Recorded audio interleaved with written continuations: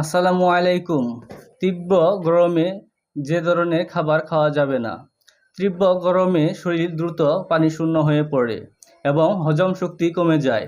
এর কারণে কিছু খাবার খাওয়া শরীরের জন্য ক্ষতিকর হতে পারে। তাই কিছু খাবার এড়িয়ে চলার চেষ্টা করুন। যেমন তেলে ভাজি খাবার শরীর গরম করে এবং হজমে সমস্যা সৃষ্টি করে। তাই তেলে ভাজি খাবার যেমন পুরি, সমোচা, পাকোড়া, ফাস্টফুড এই খাবারগুলো এড়িয়ে চলতে হবে।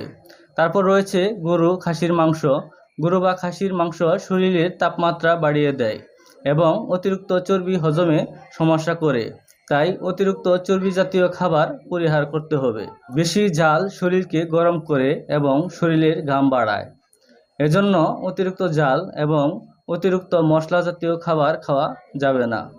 তাছাড়া অতিরিক্ত গরম ঠান্ডা পানি, কোল্ড ড্রিঙ্কস, তারপরে হচ্ছে বরফ দেওয়া পানি, চিনিযুক্ত পানি, আইসক্রিম এই খাবারগুলো পরিহার করতে হবে। তীব্র গরমে শসা, তরমুজ, ডাবের পানি, টক দই, লেবু পানি, সবজি এ ধরনের খাবারগুলো খেতে পারেন।